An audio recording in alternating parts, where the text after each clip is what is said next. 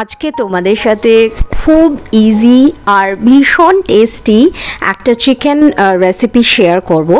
আমি এখানে প্রায় 200 মতো টক দই নিয়েছি। দইটাকে আগে আমি খুব ভালো মতো ফেটিয়ে নেব। আর আমি চিকেন নিচ্ছি, মানে এই 200 মতো দই নিয়েছি প্রায় 1 কেজি চিকেন রান্না করার জন্য। এই চিকেনের রেসিপিটা কিন্তু ভীষণ ভালো খেতে হয়।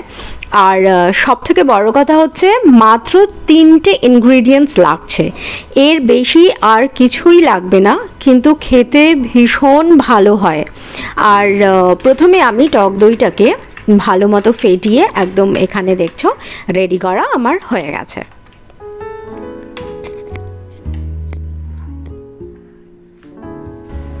দইটা তো রেডি হয়ে গেছে। আচ্ছা, এখানে আমি দেখো 1 কেজি মতো চিকেন নিয়েছি। চিকেনটা আমি খুব ভালো মতো ধুয়ে জলটা ঝরিয়ে এখানে নিয়েছি।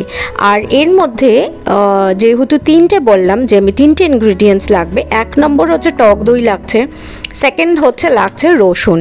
এই রান্নাটায় কিন্তু অনেকটাই কিন্তু রসুন লাগে। এখানে দেখছো আমি দুটো টেবিল স্পুন ভরে কিন্তু রসুনের পেস্ট নিয়েছি, ঠিক আছে। আর এর মধ্যে লাগবে গোলমরিচ, যেটা থার্ড ইনগ্রিডিয়েন্টস যেটা বললাম সেটা হচ্ছে গোলমরিচের গুঁড়ো। গোলমরিচের গুঁড়োও আর কি বেশ অনেকটাই, মানে প্রায় আমি দেখছো 2 টেবিল স্পুন মতো গোলমরিচের গুঁড়ো নিয়েছি। এবার আমি যে টক দইটা যেটা আমি ফেটিয়ে রেখেছিলাম, এবার এই টক দইটা আমি এর মধ্যে দিয়ে দেব। দিয়ে এই হচ্ছে মাত্র 3টেই ইনগ্রিডিয়েন্টস, আর কিছুই লাগছে না।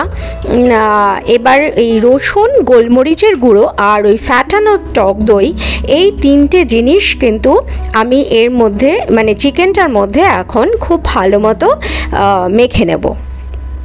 মেখে এটাকে মানে খুব ভালো মতো মেখে আমি একটু আন্দাজ মতো নুন দেব, দিয়ে এটাকে আমি হাফ অ্যান আওয়ারের জন্য ম্যারিনেশনে রেখে দেবো।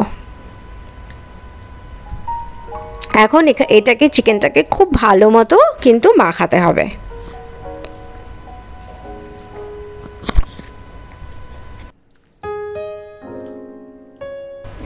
এই যে এখন আমি এখানে আন্দাজ মতো নুনটা অ্যাড করছি, করে এটাকে আবার খুব ভালো মতো মেখে এটাকে আমি হাফ অ্যান আওয়ারের জন্য এই ম্যারিনেশনে রেখে দেবো।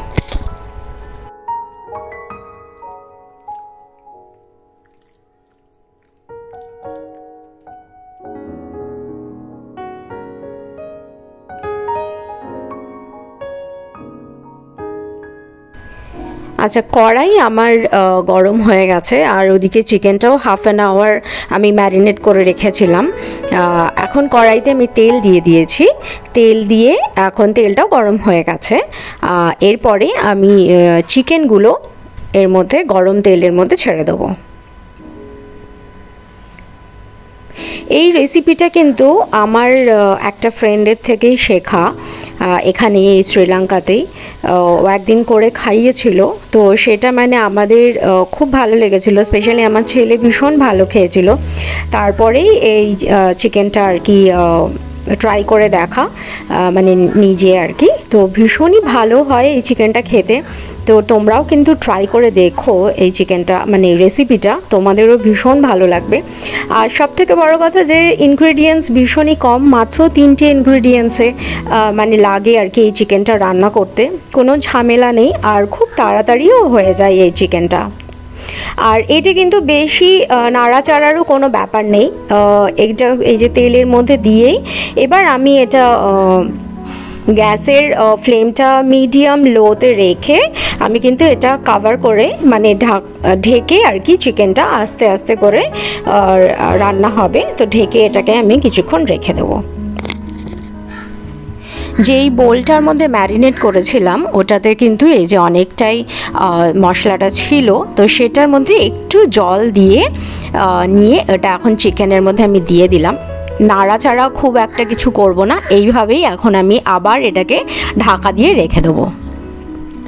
এই যে দেখো ঢাকনাটা সরিয়ে দেখলাম যে চিকেন কিন্তু আমাদের একদম রেডি হয়ে গেছে, দেখবে জল পুরো শুকিয়ে যাবে আর এটা একটু মাখা মাখা হয়, মানে একটু ড্রাই। এটা ভাতের সাথেও ভালো লাগে, এটা রুটি পরোটা দিয়েও খেতেও কিন্তু ভীষণ ভালো লাগে।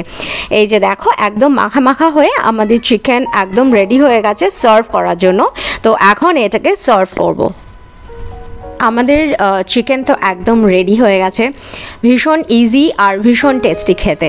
তো এই রেসিপিটা তোমাদের কেমন লাগলো প্লিজ কমেন্ট করে জানিও, আর সবার সাথে শেয়ার করো, ভিডিওটা একটা লাইক করো, আর চ্যানেলটা কিন্তু সাবস্ক্রাইব করতে ভুলো না, আর কমেন্ট করে কিন্তু অবশ্যই জানিও, আর পাশে থাকা বেল আইকনটা প্রেস করো যাতে কি নেক্সট ভিডিও যখন আমি আপলোড করব তার নোটিফিকেশান তোমাদের কাছে পৌঁছে যায়।